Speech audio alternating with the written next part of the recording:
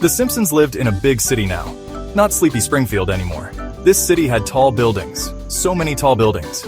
They scraped the clouds, cars honked all day, and all night too. People rushed everywhere. They always seemed late. Homer worked at a new nuclear plant. It was bigger, more buttons to accidentally press. Marge found it hard to park the station wagon. The parking spots were so small. Ay caramba indeed. Bart loved the new skate spots. So many stairs, so many handrails. He found new ways to cause trouble. Milhouse was still his best friend. They explored the city's weird alleys. Lisa joined the advanced learning program. Her new school was very modern. She missed her saxophone sometimes, but the city had many jazz clubs. She hoped to visit one someday. Maggie was still Maggie. She observed everything with wide eyes. The big city was a lot to take in for a baby. Homer's new routine was familiar. Wake up late, grumble about Mr. Smithers' cousin who was his boss, go to work, dream of donuts, come home, watch TV, eat, sleep, repeat. He missed Moe's Tavern, but he found a new bar. It was called the Urban Oaf. The beer was expensive. The duff was still duff, thankfully. Marge tried to make their apartment feel like home. She put up the same old pictures, the ones with the crooked smiles. Life was fast here, different from Springfield. No more quiet nights. No more familiar faces everywhere. Here, everyone was a stranger. But the Simpsons were still the Simpsons. Bart got into detention. Lisa got straight A's. Marge worried. Homer ate. Maggie sucked her pacifier. Some things never changed. Not even in a giant, bustling modern city. They were a family.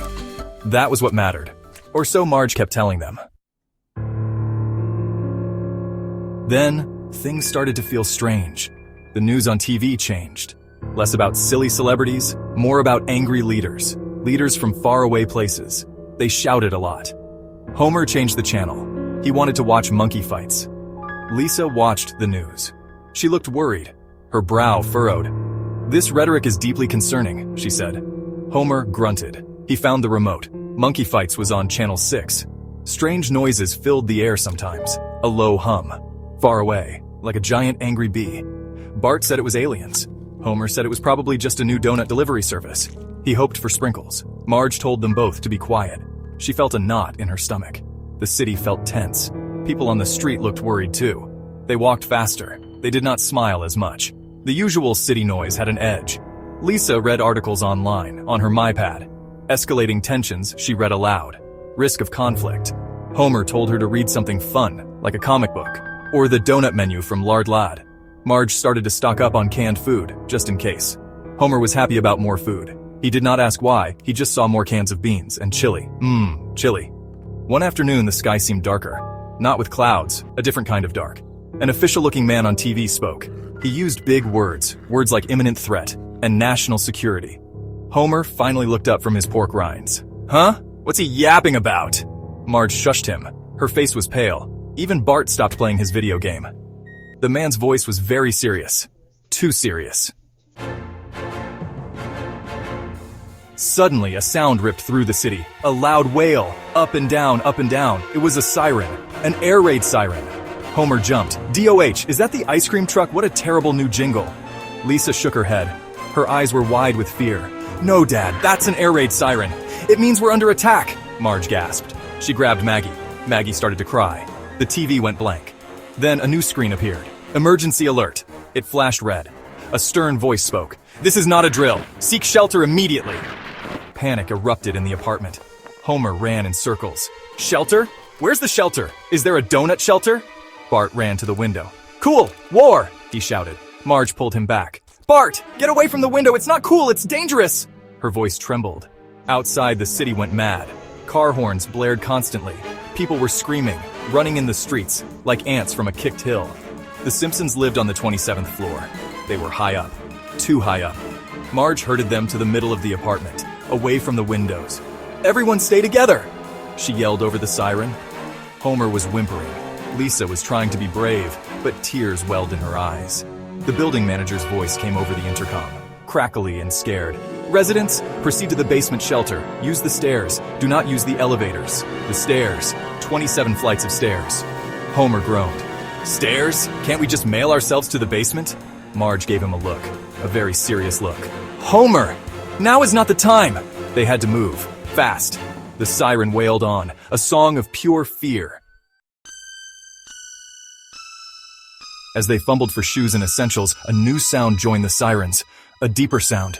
A roar. It grew louder, closer. The building vibrated. Bart, ignoring Marge, peeked through the blinds. "Whoa! Look at that!" he exclaimed, half terrified, half amazed. 4 shapes, sleek, dark, cutting through the sky. Fighter jets. They flew in a tight formation, like angry metal birds, so fast, so powerful. The jets were not like any planes they had seen before. They were sharp, pointed. They looked deadly. They screamed past their window. The sound was deafening. It shook their bones. Homer yelped and hid behind Marge. "Make them go away, Marge! Make them go away!" Lisa stared, horrified. "They're instruments of destruction," she whispered. Pure, unadulterated aggression. Maggie buried her face in Marge's shoulder, her tiny body shaking. The jets banked sharply, turning over the city center. They gleamed in the strange, dark light. A terrible beauty, a terrifying grace. For a moment, the city noise seemed to hush. Everyone, everything looked up, watching these 4 harbingers, these messengers of doom. They circled once, like sharks, surveying their prey. The air crackled with an awful energy, a feeling that something terrible was about to happen.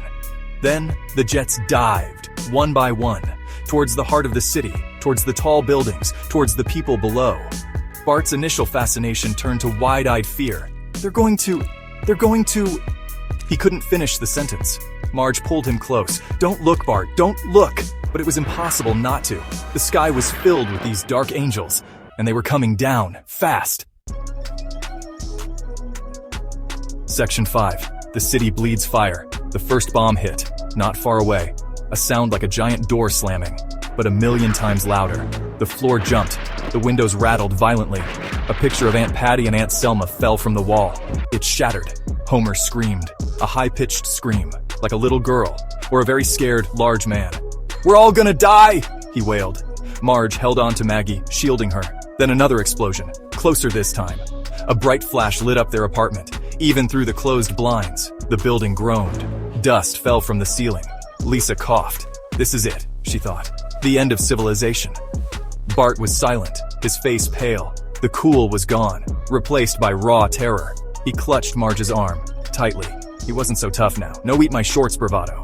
The world outside became a symphony of destruction. Boom, crack, rumble, screams.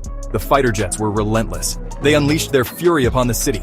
Each explosion sent shockwaves through the air, through the ground, through their bodies. It felt like the city itself was being torn apart, ripped open, bleeding fire and smoke. The smell of burning things started to seep in, acrid, choking. Homer, Marge, Bart, Lisa, and Maggie huddled together. On the floor, in the middle of the room, there was nowhere to go.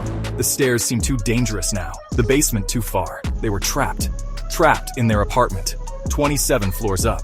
While the world burned around them, each blast felt personal. A direct threat. The city was a war zone, and they were right in the middle of it. Helpless. Section 6. Terror takes hold. The terror was a living thing. It filled the apartment. It choked the air. Homer was blubbering. "I don't want to die. I haven't even finished my secret stash of emergency donuts." Marge, despite her own fear, tried to be strong. "Homer, we need to stay calm, for the children." But her voice shook. Her hands trembled as she held Maggie. Maggie whimpered, her pacifier falling from her mouth, lost in the chaos. Bart, who usually faced danger with a defiant grin, was now curled up. His eyes darted around wildly. Every sound made him flinch. The constant barrage of explosions was overwhelming. He thought of Milhouse. Was he okay? He thought of his skateboard. Would he ever ride it again? The city he knew. The streets he roamed.